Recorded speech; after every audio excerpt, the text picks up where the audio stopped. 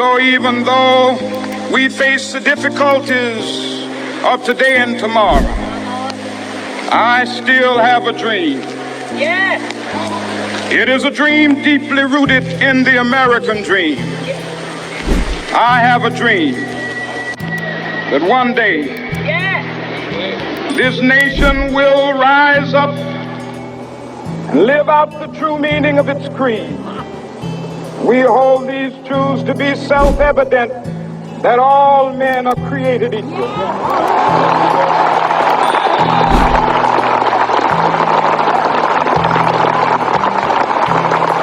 Hello and welcome back to Trending Celebrates, where we honor the lives of extraordinary individuals who reshaped our world through courage, conviction, and sacrifice. Today, we explore a name that echoes through time as a beacon of peace and justice, Dr. Martin Luther King Jr.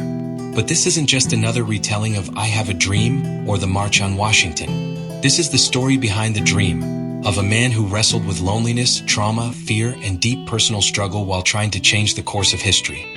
Let's begin where the world first truly started paying attention. I have a dream that one day this nation will rise up, battered by the storms of persecution and staggered by the winds of police brutality. You have been the veterans of creative suffering. Continue to work with the faith that unearned suffering is redemptive. Go back to Mississippi.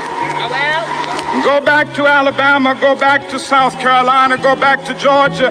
Go back to Louisiana. Go back to the slums and ghettos of our northern cities. 1955. Dr. King was just 26 years old, a young pastor fresh out of seminary, new to the Dexter Avenue Baptist Church. He never planned to become the face of a revolution.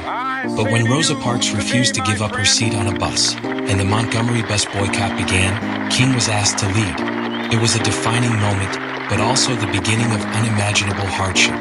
Within weeks, Martin Luther King Jr. was receiving dozens of death threats every day. His phone rang endlessly. Anonymous voices spewed racial slurs and promised his end. And then it happened. One night in January 1956, while King was speaking at a mass meeting, his home was bombed. His wife, Coretta, and their infant daughter were inside. Miraculously, they survived.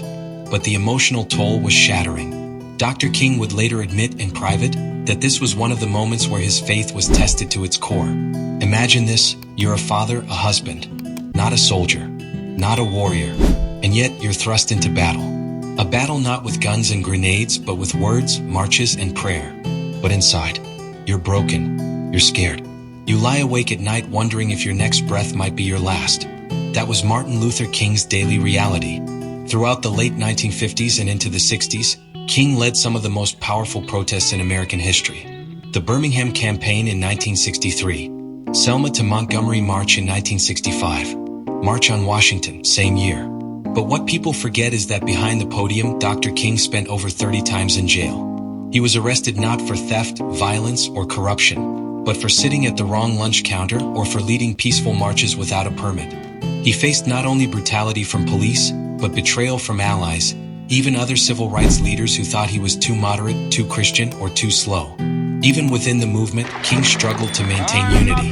Some began turning to violence or separatist ideologies. The media, once praising him, started calling him outdated. In 1967, when Dr. King opposed the Vietnam War, critics labeled him a traitor. He was condemned not just by conservatives, but also by the very liberals who once stood beside him. He felt abandoned. He said in a sermon that year, "There comes a time when one must take a position that is neither safe, nor politic, nor popular, but he must take it because his conscience tells him it is right." That position cost him friendships, funding, and more isolation than the world will ever know. Behind the spotlight, King was a man burdened by guilt. He worried constantly for the safety of his wife and children. He often felt torn between family and the movement. In his private letters, he revealed bouts of depression, frustration, and spiritual exhaustion. Some accounts describe him sobbing alone in hotel rooms after speeches, drained not just physically but emotionally and spiritually. He once confided in close friends, "I'm afraid I'm going to die young and I'm not sure anything will change." And on April 4th, 1968, that fear came true. Standing on the balcony of the Lorraine Motel in Memphis, Tennessee, where he had come to support striking sanitation workers. Dr. Martin Luther King Jr. was assassinated, just 39 years old. He died poor. FBI surveillance had labeled him a threat. Polls showed that most white Americans disapproved of him, and yet he never turned to violence. He never abandoned love. Today we remember the dream, but we must also remember the cost. Dr. King's life was not just about inspirational speeches and Nobel Prizes. It was about sacrifice, suffering, and a deep, often invisible struggle. He stood up when it wasn't popular. He kept going when no one thanked him. He carried the weight of an entire people's hope while battling demons of his own. So, the next time we quote, "I have a dream," let's also remember the nightmare he walked through to say those words. He didn't live to see the world he dreamed of, but because of his pain, courage, and resilience, we inch closer to it every day. Thank you for watching Trending Celebrates. If Martin Luther King Jr.'s story moved you, please like, subscribe, and share this video.